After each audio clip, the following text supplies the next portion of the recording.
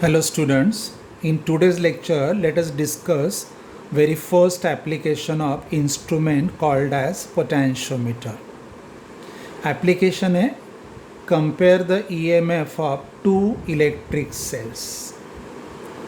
EMF of two cells can be compared by two different methods. Today let us discuss the first method, individual method. Individual यानी दोनों sales separately use करके उनका EMF compare करते हैं. One more method is there in that the two cells are use at a time and their EMFs are compare. उस method में दोनों cells साथ में यूज़ करते so that they assist each other यानी दोनों के ईएमएफ का sum. The cells are connected so that they oppose each other यानी दोनों सेल के ईएमएफ का डिफरेंस. तो उस मेथड को बोलते हैं असिस्ट एंड अपोज मेथड या sum and difference method. That we will discuss in a next lecture. In last lecture we discuss the working principle of potentiometer. What is the working principle? Simple. Potential difference between any two terminals या points of potentiometer wire is directly proportional to the length. यानी conducting wire का length अगर आप बढ़ाओगे तो across that length potential difference goes on increasing, but potential difference upon the length ratio always remain constant. Simple. ठीक है. अब इस डायग्राम में देखो, ये जो ग्रीन कलर सर्किट डायग्राम है, this is the instrument called as potentiometer. Instrument consist what? इसमें एक रेक्टेंगुलर वुडन बोर्ड होगा. Length of the wooden board is more than 1 meter and breadth is about 20 to 25 centimeter. On that wooden board ये एक constant turn मैग्नीन या nichrome wire है. It is mounted in terms of folds. Per fold length होगा 100 centimeter. तो minimum number of folds are what? 4. ये folds आप 12 तक extend कर सकते हो.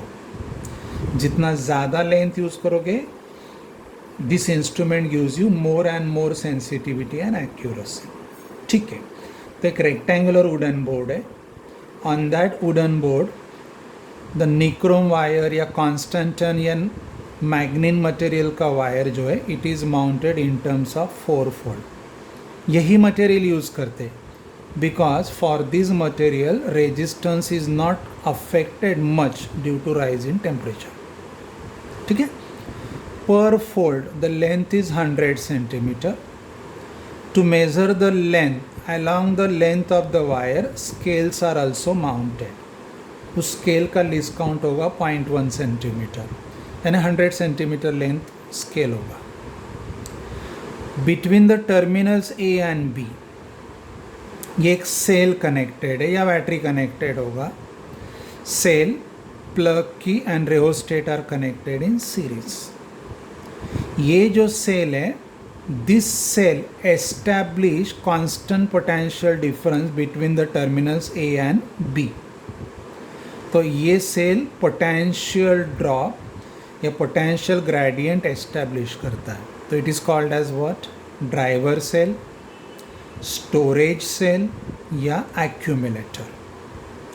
कैसे इस्टेब्लिश करता है देखो. By this cell the current is delivered. This current passes through this 4 fold wire. According to Kirchhoff's law that current is what? I is equal to EMF of this cell upon total resistance of circuit. यहाँ resistance कौन introduce कर रहा है? Conducting wire that is RL, rheostat that is RH और इस driver cell का internal resistance ये introduce कर रहे हैं. तो ये हो गया करंट. तो अभी इस वायर पे potential drop VAB upon L या I सिग्मा एस्टैब्लिश हो गया. It should be suitable. Suitable का मतलब है जिस EMF को आपको मेज़र करना है उससे इस वायर के अक्रॉस का पोटेंशियल डिफरेंस ज़्यादा होना चाहिए. जैसे सिंपल लैंग्वेज में दुकान में जो बेचना है वो स्टॉक व्हाट टू सेल उससे हमेशा ज़्यादा होना चाहिए. ठीक है. अगर ऐसे नहीं रहेगा तो दुकानदार बाजू वाले दुकान वाले का भी बिजनेस करेगा, ठीक है, लिव दैट। अब इसका वर्किंग कैसे रहेगा देखो, मानो these are the two cells whose EMF is to be compare, तो positive terminal of these two cells are brought at point A. Lab में एक लैक्लान सेल लेते हैं और ये डैनियल सेल लेते हैं। Their negative terminals are connected to the plug keys K1 and K2. Second terminals of the keys are brought at center zero galvanometer. Center zero galvanometer मतलब it shows the deflection on either side of zero. And this galvanometer is connected to the slider या jockey. ये हो गया circuit diagram या circuit connections. Now let us see a procedure. Procedure में आपको क्या करना है? First, keep the plug key K1 and K2 open. ये पहला ओपन रखो. Close the key K. When key K is closed by the driver cell, what is the current delivered passes through the cross section of conducting wire, and this potential drop या potential gradient is established. VAB upon corresponding length या current कितना delivered हुआ I and into resistance per unit length इस wire का.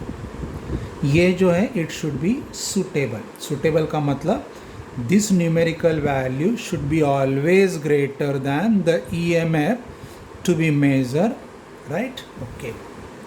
अगर नहीं रहेगा तो रेओस्टेट से एडजस्ट किया जाता है. तो सुटेबल पोटेंशियल ड्रॉप या suitable potential gradient is establish. Now do the thing, close the key K1. So cell E1 is considered in a circuit. ये की क्लोज करने के बाद touch the jockey at point A, then touch the jockey at point B. When you touch the jockey at point A and at point B, this galvanometer shows you maximum and opposite deflections, right? Okay. यहाँ पे और यहाँ पे galvanometer pointer आपको deflection दिखाएगा, maximum होगा but opposite होगा. कैसे देखो, when we touch the jockey at point A, तो ये आपको एक अलग सर्किट मिलेगा ऐसे, यहाँ से cell galvanometer and point A. तो आपने ये सेल को शॉर्ट कर दिया. अगर ये सेल को आपने शॉर्ट कर दिया तो करंट कैसे फ्लो होगा, लाइक दिस, गैल्वेनोमीटर से. Here it is not shown, लेकिन मैं दिखा रहा हूँ. पॉजिटिव टर्मिनल से यहाँ पे करंट आएगा. इस ब्रांच में करंट को एंट्री नहीं है क्योंकि ये करंट डोमिनेट करेगा. तो ये current from cell positive terminal A then galvanometer like that. तो current flows like this through the galvanometer. तो करंट फ्लो होगा फ्रॉम राइट टू लेफ्ट. तो गैल्वेनोमीटर में डिफ्लेक्शन एक साइड जाएगा. So that deflection is due to current drawn by this cell. ठीक है. Now, when you touch the jockey at point B, तो ये सेल और ये सेल पैरेलल में आ गए. तो when two cells are in parallel, cell of greater EMF will dominate. That time ये सेल करंट ड्रॉ नहीं करेगा. By this cell, what is the current drawn is driven through the cell.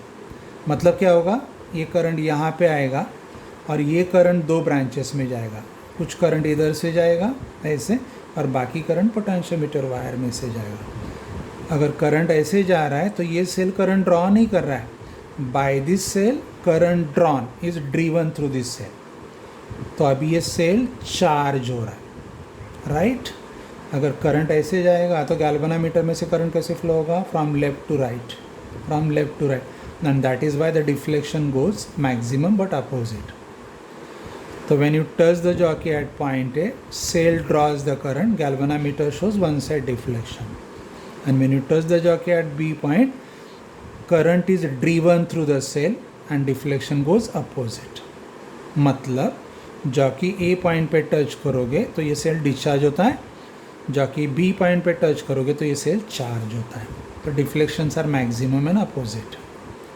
Now you gently tap the jockey along the length of wire. Gently tap the jockey along the length of wire. So you traverse from one opposite to the second opposite. तो at a certain point से P, galvanometer shows you zero deflection.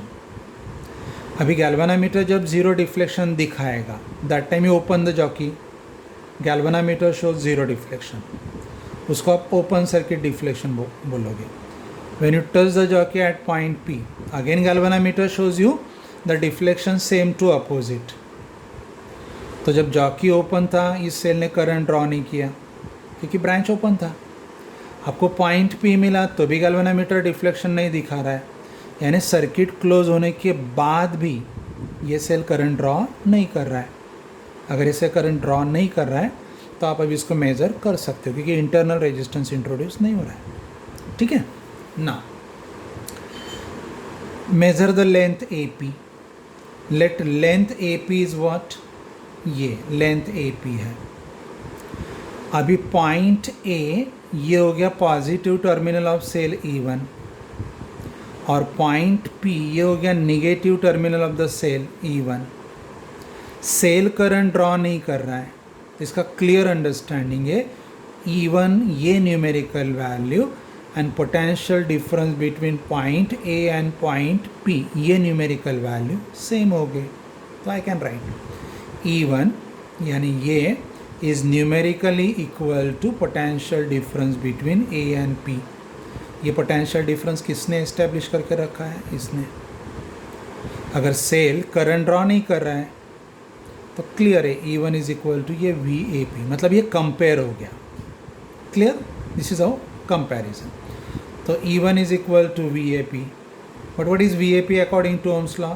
Product of current and resistance. ये resistance किसका होगा? Length of the wire AP. But what is the resistance? It is resistance per unit length into the length that we already discussed in the last lecture. तो E1 का value हो गया I sigma length of segment AP. Clear? Okay. अभी ये की open कर दो and close the key K2. ये की क्लोज करो, ये डिस्टर्ब नहीं करो.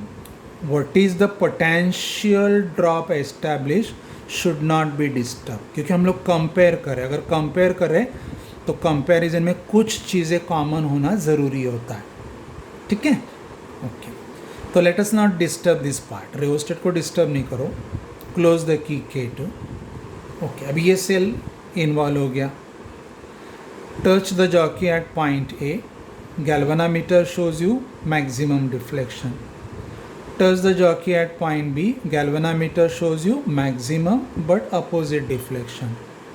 हम लोगों ने ऑलरेडी डिस्कस किया है. When we touch the jockey at A point, galvanometer shows the deflection because current is drawn by that cell. When touch the jockey at point B, then galvanometer shows you maximum and opposite deflection. That time, current drawn by this cell is driven through the cell. तो deflection opposite जाएगा. Gently tap the jockey along the length of the wire. When you gently tap the jockey along the length of the wire, point Q will obtain where galvanometer shows you open circuit deflection. मतलब zero deflection. Measure the length AQ. अभी length AQ के across कितना potential difference होगा? It is VAQ. It is VAQ. But Q is the negative terminal of cell E2 and A is a positive terminal of cell E2. Cell अगर current draw नहीं कर रहा है तो E2 का numerical value and potential difference between point A and Q along the length of wire दोनों same हो गए. Here it is. तो VAQ is equal to E2. What is VAQ? हम लोगों ने करंट तो नहीं बदला था क्योंकि ये फिक्स रखा था. तो current into resistance of length AQ, बराबर है, वही वायर है. तो resistance of given length is equal to what? Resistance of unit length into the length consider. Simple market mathematics है. तो I सिग्मा LAQ ये हो गया E2 का वैल्यू.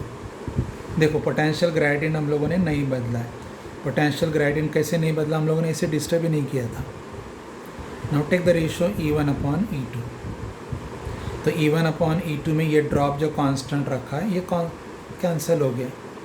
सो LEP अपॉन LEQ या in general L1 upon L2. This is how EMF of two cells can be compare.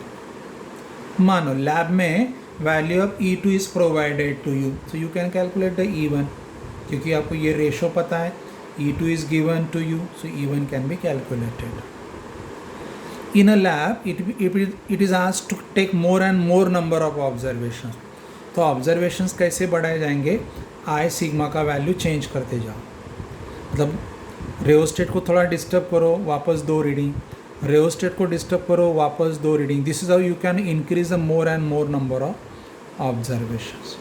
ठीक है, this is how you can compare the EMF of two cells. Now how the EMF of two cells can be compared by sum and difference method, that we will discuss in a next lecture. Thank you.